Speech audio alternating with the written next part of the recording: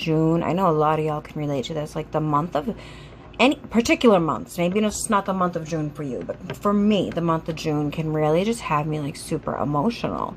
And it's because of past things that have happened. And I think it's really important for us, like as a people, to talk about things that bother us, to share those stories, because you never know who can relate to you and who may need just to hear your story of strength, hope, inspiration, whatever it may be.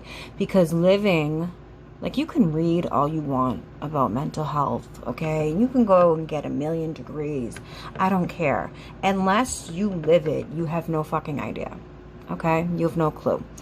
So I try to stay off of social media, and I try to stay away from television when like my PTSD is really bothering me, because then I turn into like a super bitch. Like, I can't even lie. Like, just seeing how people treat one another, seeing just like the violence that happens nonstop within our communities. Like, no one seems to care until the numbers are multiplying unbelievably. Seeing all this pushed in our faces all the time, the nonstop violence. I mean, think about what television programming is, and just like what it is. It's constant violence from what I've been seeing. Even the children's programming, they incorporate violence in it. So how can we even begin to tell our kids to be peaceful and to love one another when we're allowing them to watch like violence? And I'm guilty of this, like so guilty of this, and we all are. Like, it's just shitty. It's just shitty. So like my PTSD is all over the place today, because like this constant imagery that is just pushed in our faces, like I said, is pushed in our faces. And even when you want to shut it off, the person next to you don't want to shut it off, you know. You could be anywhere, and it's about learning. We cannot make people change their lives to make us happy. We cannot take away people's hobbies because it might trigger something in us, right? So I think it's really important for people with mental health issues, okay, whatever it may be, to realize that you have to change a little bit and adjust. Like, yes, and some people may say, well, no, that's not cool, that's not right. Like, people have to learn to live with us and adjust to us. And no, like, we have to learn about like what caused our mental illness. Was it something we saw? Is it hereditary? Is it genetics? Is it like even okay to talk about in your family? I know so many families, like, there's still a huge stigma behind it. I don't know why my living room just got so quiet. Like, I came in here because it was loud, and now I don't even feel like, that's how much anxiety I have. I don't even feel comfortable talking right now because it's so quiet. Like, the second I decide to fucking go on live, my house gets super, super quiet. Is this me being paranoid? Absolutely. But I'm talking about it and I'm sharing that with y'all just to show you, like, this shit's real. It's not a joke. And we do have to learn to, how do I put this without offending people? Like, yes, people need to learn to treat people with mental illnesses better. Okay? Yeah, that's a fact. But we also have to learn to live with our mental illness and not let it affect those around us. Okay, truth be told. So it's something I'm learning. It's not the easiest thing to do, because I always thought that people would have to adjust to me, you know, because, oh, it's my anxiety, it's my PTSD, it's my depression. So what I'm learning to do, right, that's really selfish, because these issues that I have don't just affect me, just like they don't just affect you. They affect our families, they affect our loved ones, they affect them more than you know. And when we put that label like my anxiety or my depression, what does that do? It gives you an attachment to the mental illness that you may have, and you will never grow if you have an attachment to something that can hold you back. And when I say, like, depression is one thing that will hold people back for years and years and years, but you allow that to occur Maybe you're waiting for your family to get you. Maybe you're waiting for somebody's approval. Maybe you're waiting, just to hear someone, maybe your mother per se, oh, I understand what you're going through. Look, here's the thing I've learned.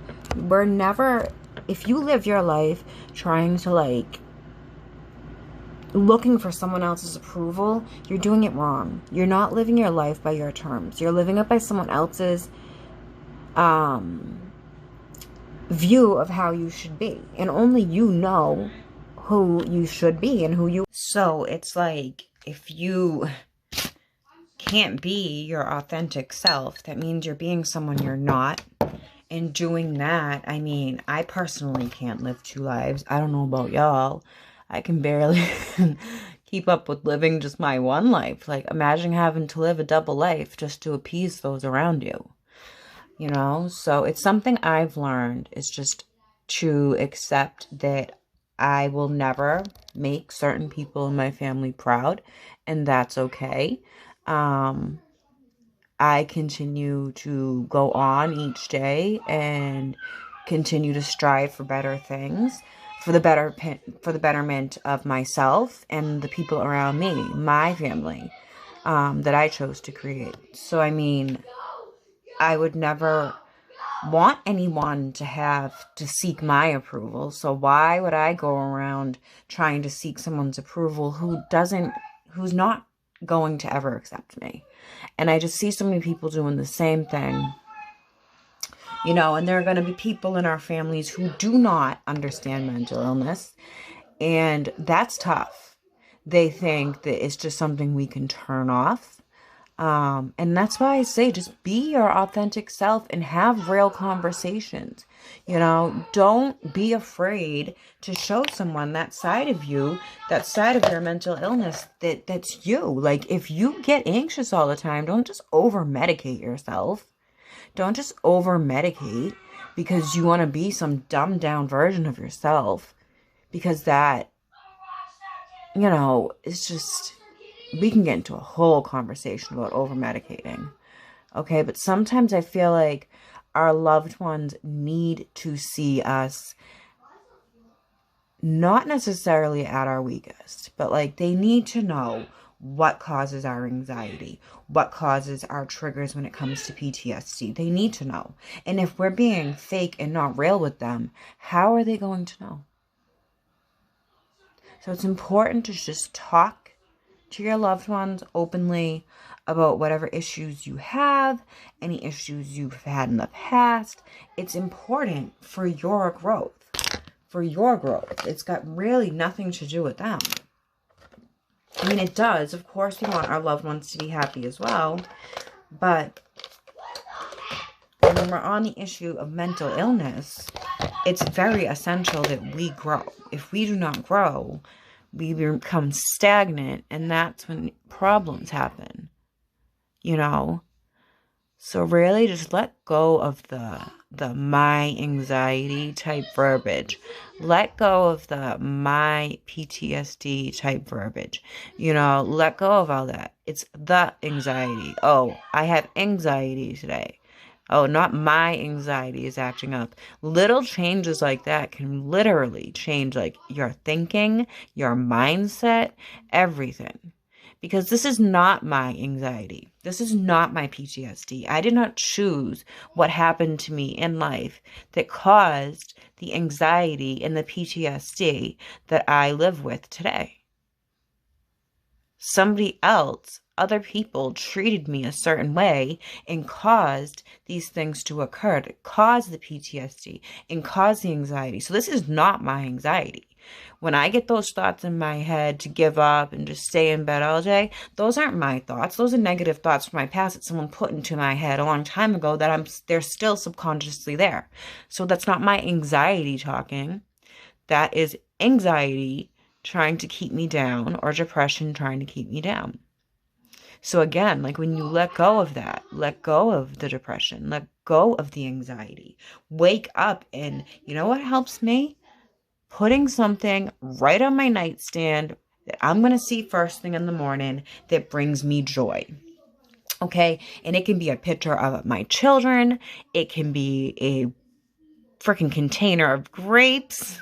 That's what did it for me the other day. Like, I was waking up utterly miserable, and I shouldn't. I have no room to complain. My life has improved each year consistently for the past each year. Hold on one second. So yes, just when you let go of that and realize it's not, you didn't, sometimes we can't choose what happens to us. Okay? We can't. Sometimes we cannot choose what happens to us. And some of the events that we have no choice over that happen to us cause PTSD. They cause anxiety. So why in the world would we call that our anxiety? It is anxiety. And I'm telling you, when you put that, hold on. When you put that my label on it, on anything, like my couch, my table, I mean, just think of how it sounds in general. Do your possessions really matter to you that much? Or does your mental health matter? Like, that's another thing. We're so quick to be like, oh, my house, my, like I said, my makeup, my anxiety, my perfume, my business, my hair is my hair, but my sofa. You guys get what I'm saying? My TV. When these are all things that we usually share with our family. So if we want our family to come off loving and caring, we got to stop talking like my. What does a family do? They share. They share. They're supposed to be able to. You know, if one of us has got it, then the rest of us got it. That's how family works. So don't let the anxiety that was probably caused by somebody else transcend to the family that you're trying to create. You're trying to create a better life, right? You're trying to create a better life for you and yours. So don't allow the anxiety that you have that was created at some point in your life control you. Don't let it control those around you.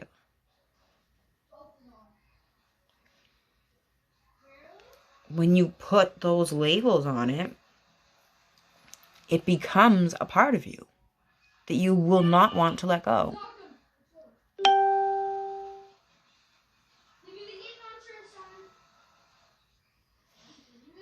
You won't. You will not want to let it go. You'll hold on to it for years. You'll be medicating yourself for years.